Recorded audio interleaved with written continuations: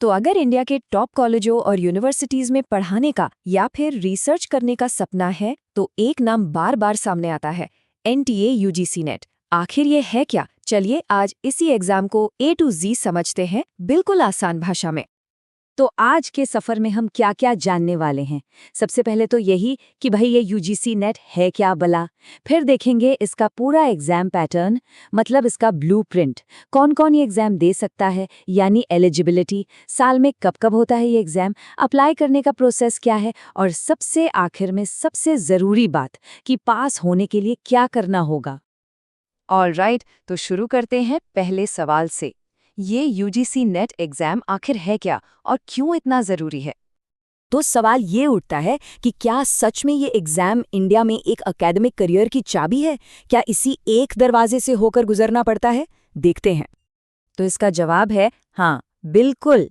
NTA UGC net, जिसका पूरा नाम है नेशनल एलिजिबिलिटी टेस्ट, इसे कंडक्ट करती है नेशनल टेस्टिंग एजेंसी यानी एनटीए। और ये टेस्ट तय करता है कि कोई इंडिया की यूनिवर्सिटीज़ और कॉलेजों में दो खास चीज़ों के लिए एलिजिबल है या नहीं।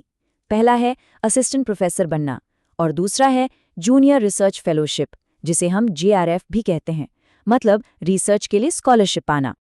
ठीक है, तो अब ये तो समझ आ गया कि नेट क्या है। आप ज़रा इसके अंदर झांकते हैं, मतलब इसका एग्जाम पैटर्न कैसा होता है, इसकी बनावट कैसी है। तो देखिए, इस एग्जाम में होते हैं दो पेपर। पेपर 1 ये सब के लिए कॉमन होता है। इसमें टीचिंग और रिसर्च एप्टीट्यूड के 50 सवाल आते हैं जो 100 नंबर के होते हैं। फिर आता है पेपर 2, ये होता है आपके अपने सब्जेक्ट का, जिसमें आपने मास्टर्स किया है। इसमें होते हैं 100 सवाल 200 नंबर के, तो कुल मिला के हो गए 150 सवाल और 300 नंबर। और हाँ, एक बहुत ज़रूरी बात, ये दोनों पेपर एक साथ होते हैं, मतलब एक ही सिटिंग में पूरे 3 घंटे का एग्जाम, कोई ब्रेक नहीं मिलता बीच में। और ये एक कंप्यूटर बेस्ड टेस्ट है, यानी ऑनलाइन होता है।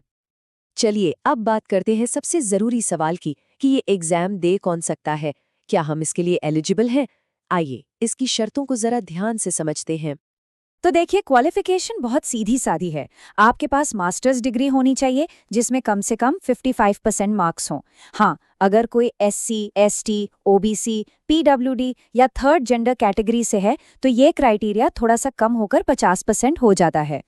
और एक बहुत अच्छी बात यह है कि अगर कोई अपने मास्टर्स के फाइनल ईयर में है तो वो भी अप्लाई कर सकता है। अब आते हैं एज लिमिट पर, और यहाँ एक बड़ा ट्विस्ट है। अगर सपना JRF यानी जूनियर रिसर्च फेलोशिप पाने का है तो उम्र 30 साल से ज्यादा नहीं होनी चाहिए।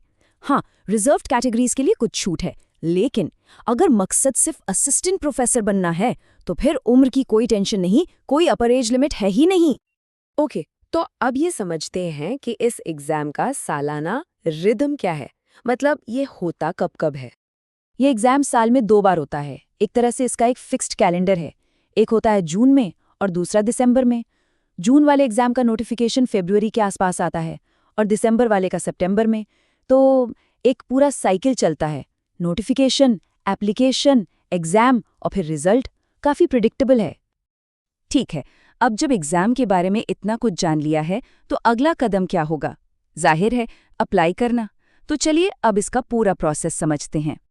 प्रोसेस बहुत सिंपल है, सिर्फ 5 स्टेप्स हैं। सबसे पहले ऑफिशियल वेबसाइट ugcnet.nta.ac.in पर जाना है। वहां जाके ऑनलाइन एप्लीकेशन फॉर्म भरना है। फिर अपनी फोटो और सिग्नेचर जैसे डॉक्यूमेंट्स अपलोड करने हैं। इसके बाद एग्जामिनेशन फीस पे करनी है और आखिर में कॉन्फर्मेशन पेज डाउनलोड करके अपने पास ज़रूर रख लेना है। फीस की बात करें तो वो कैटेगरी के हिसाब से अलग अलग है। जैसे जनरल कैटेगरी के लिए ये 1150 रुपीज़ है, वहीं OBC और EWS के लिए 600 रुपये और SC, ST, PWD और थर्ड जेंडर के लिए ये 325 रुपये है। और अब आते हैं हम अपने आखिरी और शायद सबसे ज़रूरी हिस्से पर कि इस फिनिश लाइन को क्रॉस कैसे करना है, पास होने के लिए कितने मार्क्स चाहिए। तो देखिए, पास होने के लिए एक मिनिमम क्राइटेरिया सेट किया गया है। जनरल कैटेगरी के कैंडिडेट्स को दोनों पेपर मिलाकर कम से कम 40% नंबर लाने ही होंगे और रिजर्व कैटेगरीज के लिए ये लिमिट थोड़ी कम यानी 35% है। लेकिन यहाँ एक बात गांठ बांध लीजिए, ये सिर्फ मिनिमम मार्क्स हैं, ये पासिंग मार्क्स नहीं है। असली खेल तो कट ऑफ का है। फाइनल सिलेक्शन इस बात पर डिपेंड करता है कि आपके सब्जेक्ट और आपकी कैटेगरी का कट ऑफ कितना गया, और ये कट ऑफ हर साल बदलता रहता है। तो सिर्फ 40% लाना काफी नहीं है, आपको कट ऑफ क्लियर करना होगा। तो इस पूरी जानकारी के बाद अब सवाल ये है कि क्या एकेडमिक्स की दुनिया में अपना सफर शुरू करने के लिए ये पहला कदम उठाने को हम तैयार हैं? सोचिएगा जरूर।